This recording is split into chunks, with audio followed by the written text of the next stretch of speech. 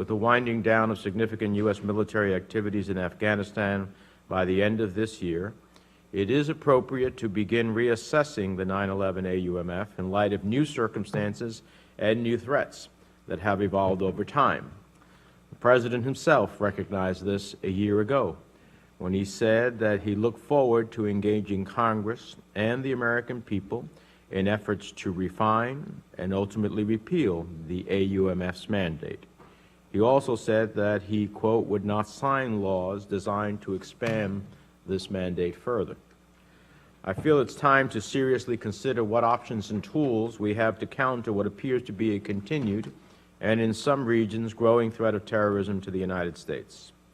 This hearing will consider existing authorities under the current authorization for the use of military force, as well as what additional statutory authorities may be required to confront ongoing threats associated with al-Qaeda and other terrorist entities that threaten the United States, as well as the President's inherent authorities. I want to hear from our administration witnesses what the thinking has been in the executive branch about the current AUMF and options to either amend or develop a new AUMF to confront the changing threat environment. I would ask all our witnesses to answer a simple question today. Is the 9/11 AUMF broken in some way? Is it obsolete? Is it inadequate to the threats we and our friends and allies face today and for the foreseeable future? If we amend or draft a new AUMF, what would this new authority look like? How would we determine which threats to pursue in order to secure ourselves at home and abroad?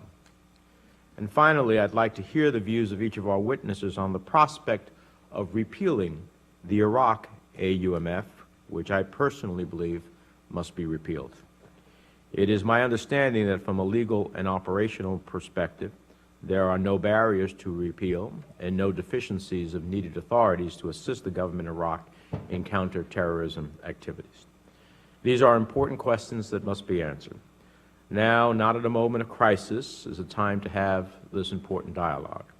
There is no issue more important to our national security than whether to use military force.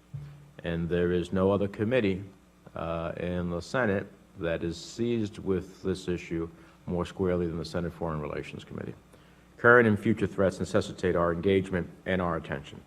So with our thanks to the witnesses again for what I look forward to be an informative exchange, let me, before I turn to Senator Corker, we have received a statement for the record from the Human Rights First on the issues we will cover in this hearing. I ask unanimous consent that they be included in the record. Without objection, so ordered. Let me recognize the distinguished ranking member, Senator Corker, for his remarks.